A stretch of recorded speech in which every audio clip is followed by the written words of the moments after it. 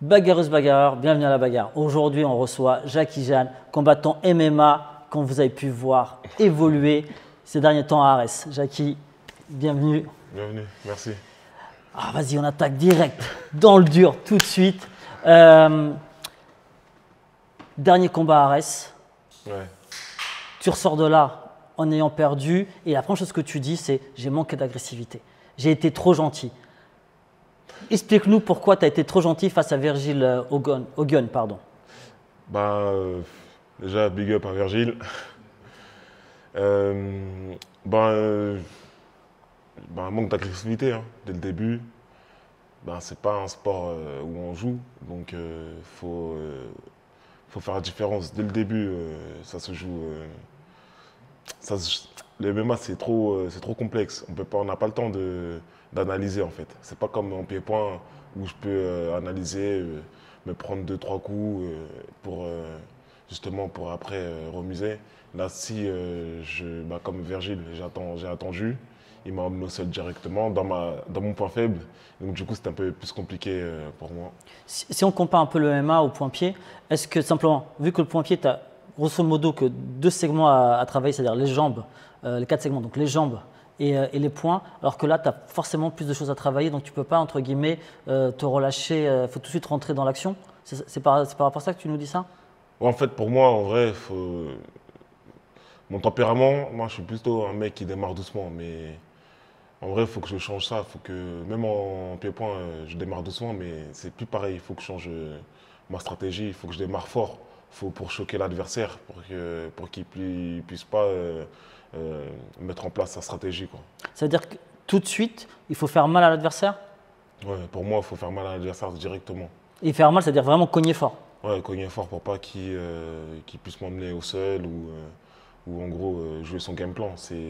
Donc là, si on revient en combat de Virgile, c'est-à-dire que si tu lui avais fait mal, physiquement vraiment mal, sur tes coups, tu penses qu'il n'aurait pas tenté? Il aurait hésité, comme tout lutteur, excuse-moi. Il aurait hésité.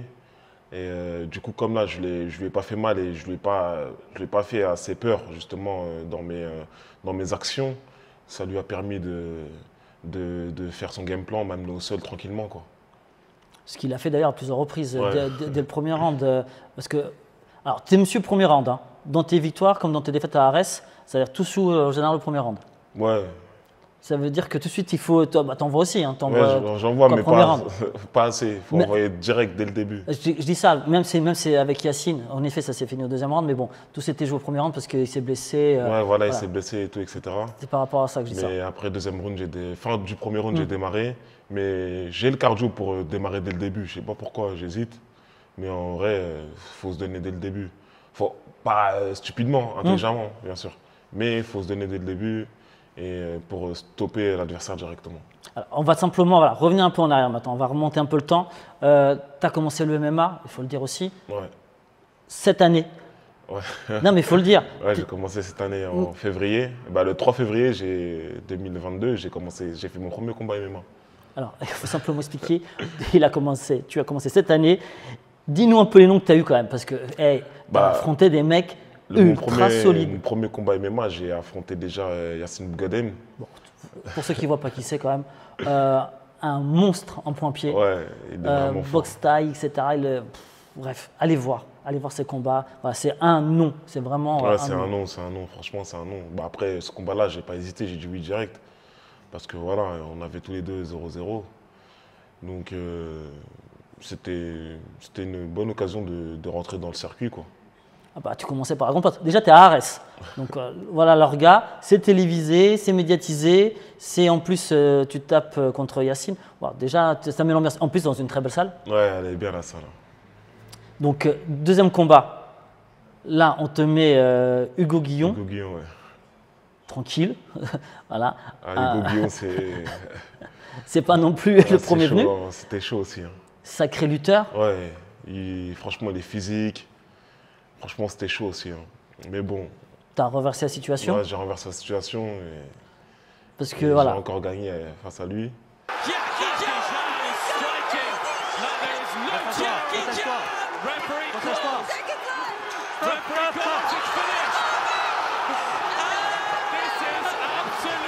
Et derrière, tu dois refaire normalement la revanche Ouais, contre Yacine. ouais, c'était prévu comme ça, une revanche contre Yacine bah, pour la hype, pour faire une histoire peut-être, je sais pas. Ah bah ça a bien hypé, hein. Sur les réseaux, ça a envoyé. Hein. Ouais, c'était pas mal, franchement, c'était un bon délire pour le public et tout. Mais bon, il s'est blessé malheureusement, je sais même pas comment on dit. Il s'est blessé et du coup, bah, ça n'a pas pu se faire et ils m'ont mis Virgile. Ils t'ont mis Virgile, ouais. Alors, on s'est eu avant. Hein. Voilà, il faut dire la vérité, on s'était capté un peu. Et je t'avais dit, ouais, tu prends quand même un mec, c'est pas le même. C'est un gars, franchement, il est costaud, il est sérieux. Il est chez Aldric. Ouais. Voilà avec qui il s'entraîne. C'est un gars, en plus, c'est pas le même profil. Et toi, tu me réponds tout simplement, bah, hey, c'est le job. Hein. Bah oui. C'est le job, on y va. Ouais, c'est comme ça. Il a 2-0, j'avais 2-0. On a le même niveau. C'est pas, voilà. Je suis plus fort que lui en pied-point, il est plus fort que moi au sol. C'est deux profils différents. Il m'a eu dans son game plan, ben voilà, c'est le jeu, hein, c'est comme ça. Hein. C'est ça. Je suis même pas déçu, en voilà. vrai de vrai. Je suis plus content que. Voilà, c'est comme une. C'est une. Je sais que j'ai une marge de progression encore. Énorme, Parce que face à un mec comme ça, bah, j'ai regardé le combat. Hein, et j'ai réussi avec le peu de seul que j'ai appris, à me relever contre la cage. J'ai géré quelques trucs. Donc voilà, je sais. Voilà, lui. Est-ce que lorsque tu acceptes déjà qu'on te le propose, à aucun moment tu hésites? Non, je n'ai pas hésité. Pourquoi hésiter en vrai? Parce que tu as 15 jours. Tu as 15 jours du Non, combat. tu réfléchis, tu réfléchis un peu, tu vois avec tes coachs. Tu vois avec tes coachs, Sensei Bingo. Tu vois avec tes coachs et on en parle tranquillement. Donc voilà, il y avait aussi Fernand Lopez, il nous a dit, il nous a proposé, après on a parlé tous ensemble. Donc voilà, après on a trouvé, après on a accepté. Hein. Moi j'ai accepté, donc voilà.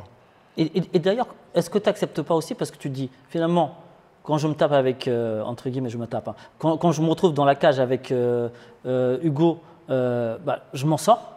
Je réussis quand même à retourner la situation et je le finis en ground and pound. Ouais. Donc, quelque part, tu ne vas pas non plus en mode. Non, je ne suis pas dans l'inconnu. Voilà, c'est ça. Je savais très bien qu'il était fort au sol. Donc après, moi, ça ne me dérange pas en vrai. Parce que c'est que de l'expérience. Lui, il a fait ses combats, il a fait beaucoup de combats amateurs, je pense. Ce que j'ai vu, il était dans l'équipe de France et tout. Donc voilà, il avait un peu plus d'expérience que moi au niveau combat MMA. Mais après, au niveau pro, ça change, c'est pas pareil. Mais pour moi, voilà, c'était quelqu'un à m'apporter. Lui, comme lui, je suis à sa portée.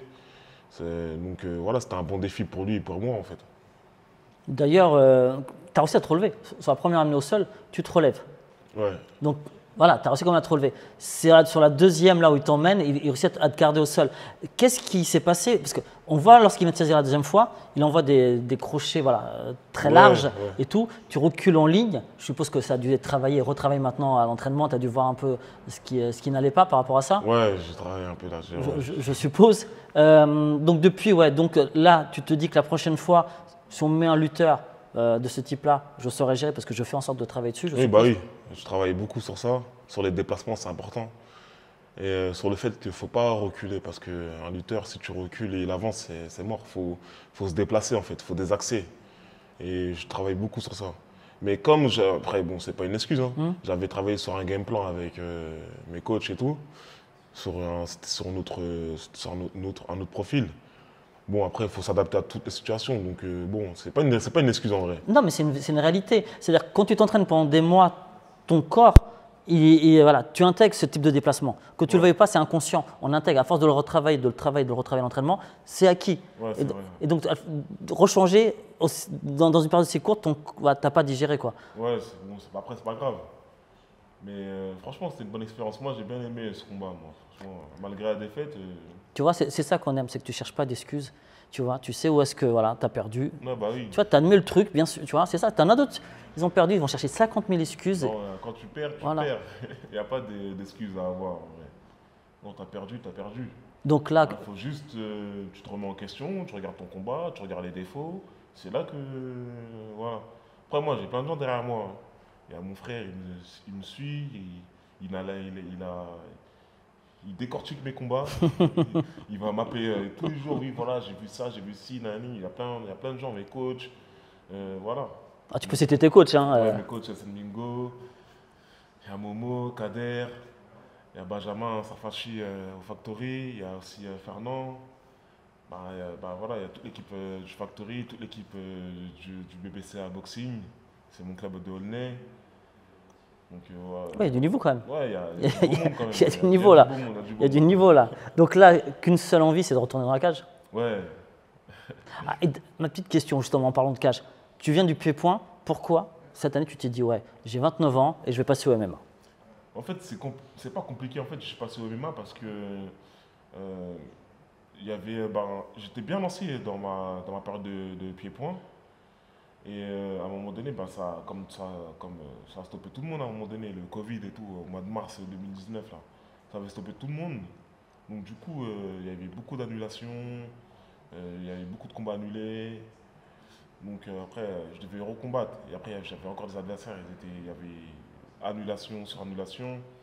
Donc du coup, je commençais à réfléchir, je me suis dit, putain, peut-être que le pied-point, c'est plus fait pour moi, tu vois. Je me suis dit ça, tu vois. Et du coup, mon coach, il était déjà en connexion avec Fernand pour le Management Factory. Et du coup, il m'a présenté à Fernand et voilà. Il m'a vendu à Fernand. Quand je dis vendu, c'est voilà, Oui, il a dit mon palmarès. il a montré les qualités que tu avais. Tout voilà, les qualités, les qualités pour que j'intègre le management et l'organisation ARS aussi. Donc, du coup, ils ont bien fait. Hein. Ouais, franchement. Ils ont fait de se signer. Hein. Parce que franchement, aussi peu de temps dans le MMA, donc là, cette année, hein, tu as commencé en février, montrer ce que tu montres déjà. Non, bien sûr qu'ils ont eu raison de te signer. Il faudrait être fou pour pas te signer. Ouais, mais après, c'est comme un risque. C'est comme un risque, mais bon, après, tout le monde prend des risques. Il faut prendre des risques. Ouais. Bah, t'en prends aussi, toi, d'ailleurs. Ouais, bah oui. Donc voilà, ils m'ont fait signer. Et après, ils m'ont mis. Ils m'ont fait signer, je me suis entraîné un peu. En plus, franchement, quand j'ai signé là-bas, au début, j'avais pas encore l'habitude de m'entraîner au MMA. J'avais pas encore l'habitude, je sais pas comment vous expliquer, mais j'avais pas l'habitude d'aller dans cette salle. Ça veut dire que j'allais même pas souvent dans la salle. J'allais vraiment pas souvent. C'était dans le 12e. Il faut se sentir bien au départ, ouais, retrouver cet esprit de famille. J'allais pas souvent, j'étais toujours dans mon confort, dans ta salle. Dans ma salle tout le temps. Et après, mon coach m'a dit voilà, Fernand, il faut qu'il te voit plus souvent et tout. Et du coup, j'ai commencé à aller au Factory, à sortir de mon confort parce que voilà, à un moment donné, il faut sortir de son confort. Là, on est au sol et tout. Donc, tu t'entraînes avec qui là en ce moment au sol? Vas-y. Au sol, en ce moment, je m'entraîne avec chez De La Riva à Nantes. Je vais de temps en temps quand j'ai le temps. Alors, pour ceux qui ne savent pas, c'est le coach. Vas-y, je te laisse dire les noms. Chez Beto, c'est le coach de Abdoul, qui est à l'arrêt en ce moment, qui est très très fort, indétrônable. Et pas que d'ailleurs, et pas que. Il y a aussi Amin Ayoub. Aussi. Il y a Amin Ayoub aussi. Il y a le frère de Abdoul. On va pas tous les faire, mais voilà. Non, mais voilà, au moins ça vous montre. Il y a grave du monde. Bref, en tout cas, tu vas dans des très belles salles et. Ouais, voilà, je vais dans des bonnes salles où je peux bien m'améliorer parce que quand je vais là-bas, c'est vraiment, je dors dans un Airbnb et je fais que ça en fait. Non mais voilà le sacrifice. Ouais. Non mais il faut s'imaginer le sacrifice, c'est-à-dire que tu vas jusqu'à Nantes, tu payes un Airbnb pour progresser, pour évoluer. Et tu as commencé qu'en février, je le rappelle encore une fois.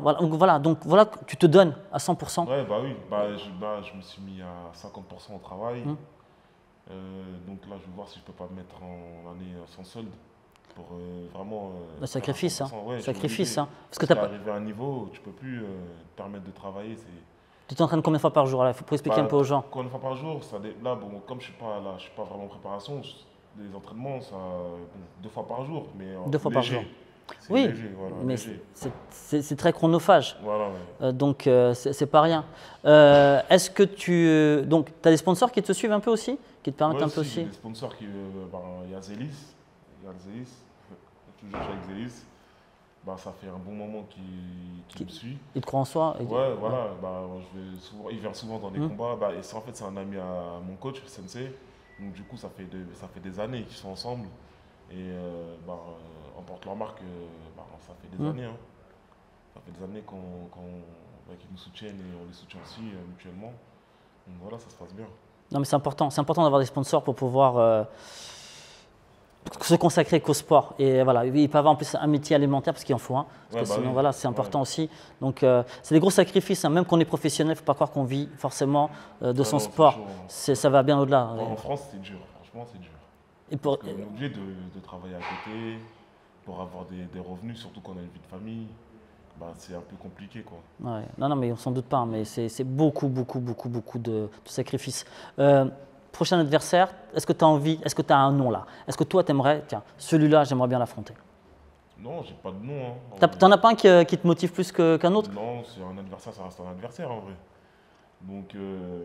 Peu importe le style aussi? Peu importe le style. Si l'adversaire, c'est un adversaire on a le même nombre de combats ou je sais pas, au niveau du style, c'est à peu près le même.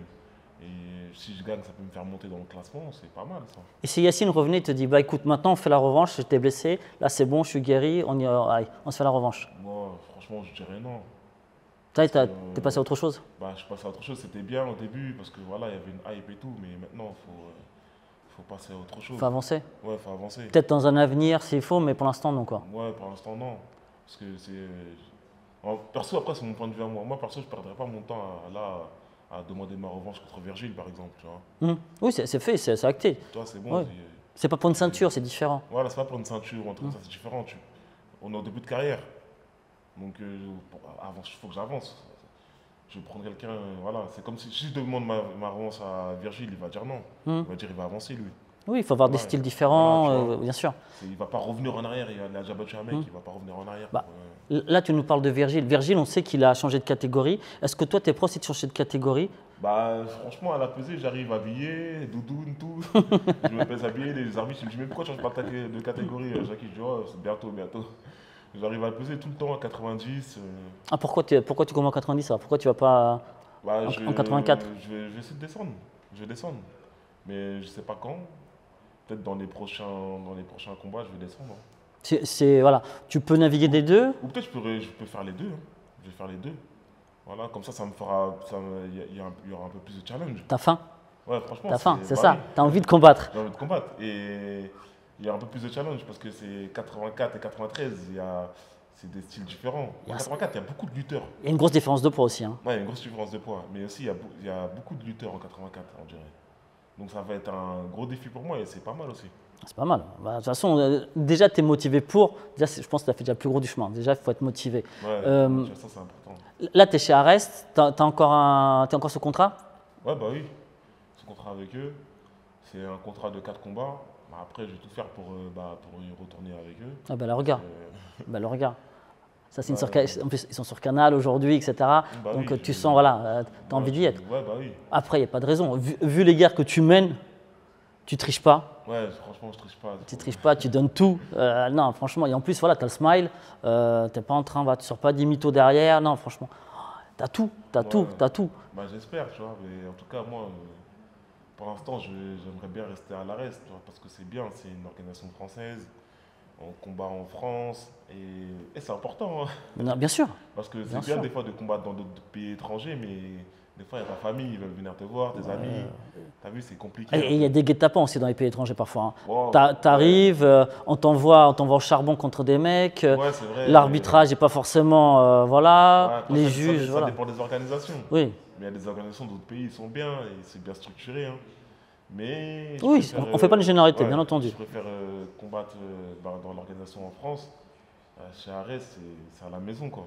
Bah, la preuve, c'est que si on prend Arest, par exemple, aujourd'hui, tu as des Brésiliens qui viennent combattre, bah oui. Tu as des Italiens, etc., etc. Donc ça vient aussi des autres nationalités qui viennent. Ça commence à monter et le niveau, il va beaucoup changer. Le niveau commence à augmenter aussi. Ça va nous faire évoluer, les Français. Les Français les combattants français comme moi, par exemple, j'ai que 2 combats. Venir des combattants étrangers qui ont un peu plus d'expérience que nous, ça va forcément nous faire évoluer. Donc voilà, ce qu'ils font, c'est bien, franchement. Parce que c'est vrai qu'en France, le MMA, à proprement parler, c'est très jeune. Hein. On le rappelle, 2020. Ouais. Avant, il n'y a pas de MMA en France. Hein. Il y a du pancras. C'est ça. Et quand tu voulais faire du MMA, il fallait aller combattre à l'étranger. Ouais, donc ça, il faut bien. C'est-à-dire que là, la hype du moment, c'est le MMA. Ouais, voilà. Oui et non, parce qu'avant, les gens s'entraînaient pour, sauf qu'on ne pouvait pas le faire en France. Donc Ouais, maintenant, on peut pas voilà. le faire en France. Maintenant, on peut le faire. Donc, ouais, c'est vrai qu'on voit de plus en plus de kickers qui viennent. Il y a toi, il y a Yacine, il y a Cédric Doumbé aussi dans une autre orga, etc. Donc, ouais, c'est vrai qu'on voit de plus en plus de kickers qui sont intéressés par Par les MMA. le MMA. Hein. Bah oui. Et d'autres qui arrivent, mais on ne peut pas tout dire là. On garde les exclus pour bientôt. Qu'est-ce qu'on peut te souhaiter pour cette année 2023? Franchement, déjà des victoires. Et moi, c'est déjà pas mal, hein, des victoires. Des victoires, ouais, C'est déjà pas mal. c'est déjà bien des victoires. C'est déjà bien. Ce serait quoi pour toi l'idéal? C'est faire combien de combats cette année? Cette année, déjà, cette année, j'ai fait, T'as fait 3 combats. T'as fait 3 combats. Hein. Franchement, je ne mens pas. C'est beaucoup. Hein. C'est beaucoup. Hein. Parce qu'en pied-point, c'était rare que je faisais 3 combats dans l'année. Hein. Ouais, oui, après, tu es sur autre chose, tu es sur le MMA, donc c'est vrai que. Mais même au niveau, pas se mentir, après, même au niveau salaire et tout, c'est pas les mêmes aussi. Ça paye mieux le MMA. Oui, ça paye mieux. Ça paye mieux. Aujourd'hui, ça paye mieux parce qu'il y a les chaînes de télé qui suivent. Voilà. Il faut expliquer pourquoi. Il y a des belles salles et le public vient aussi. Ouais, exactement. Mais j'ai l'impression, après, c'est une impression, hein, que les autres organisations de pied-point, maintenant, ils sont plus investis aussi. Ouais, bah, tant mieux. Si ça peut tirer tout le monde vers le haut. C'est grave bien parce que il y a plein de boxeurs. Il y a plein d'amis à moi, c'est des boxeurs en kickboxing, muay thai et tout. Et je vois quand ils combattent dans des organisations de pied-point, les organisations, ils les mettent bien aussi. Donc au niveau médiatique, ils font des bons trucs, des shootings photos, ça change. Avant, c'était pas comme ça. Non, ça tire vers le haut là, en ce moment. C'est bien que je ne sais pas si c'est depuis que le MMA est venu en France, hein, ou l'ARES, je ne sais pas. Hein. Mais en tout cas, moi, c'est mon point de vue à moi. Depuis que l'ARES, je suis à l'ARES, en tout cas, je vois que les autres organisations, ils sont montés au niveau marketing, communication, etc. Je pense que là, tout le monde, en effet, est en train de se tirer vers le haut. Et ça, c'est forcément positif pour le MMA et pour les autres sports de combat aussi. Ouais, bah oui, c'est une motivation pour les autres, tu vois. C'est ça qui est bien, c'est comme une entraide en fait. Non, c'est clairement, ouais, ça va de soi et il faut que ça continue comme ça d'ailleurs. Bah oui. Il faut qu'il y ait un maximum de visibilité, il faut qu'on soutienne à fond nos Français. C'est important d'aider à eux et comme tu dis, il faut que les orgas soient présentes, il faut que nos combattants français puissent rester en France, donc pour ça il faut qu'il y ait des sous. Ouais. Donc allez les supporter, allez dans les orgas, allez regarder. Quand c'est à côté de chez vous, allez regarder. Quand c'est un peu plus loin, prenez le train, prenez la voiture. Ouais. Voilà, allez les supporter, c'est important. Ouais, en tout cas, les supporters, ceux qui me supportent, franchement, ils sont. Ouais, on va finir là-dessus. C'est vrai, il y a une ambiance de dingue à chaque fois que tu combats dans le public. Oh, ça envoie du lourd. Franchement, ils sont là. Limite, c'est la sécurité qui vient qui les empêche de débarquer autour de la cage. Voilà. Et quand tu gagnes, tu en vois aussi. Hein. Ouais, ça monte sur la cage, ça saute. Ouais, c'est bien. Ça envoie de dingue. Moi, je vous dis, rendez-vous très vite à Arès pour le supporter. Suivez-le. Donne-nous ton Insta. Mon Insta, c'est J.J Boxing et Snap, c'est J.J Boxing aussi. Donc, n'hésitez pas à me suivre. Si vous voulez voir mon actu. Suivez-le. Il faut le suivre. Suivez-nous aussi, si ce n'est pas déjà. Nous, on se dit à très vite, en tout cas dans la bagarre. On se dit très vite à Arès. Et surtout, supportez nos combattants français et en particulier, Monsieur Jackie Jeanne. Merci. Merci à toi.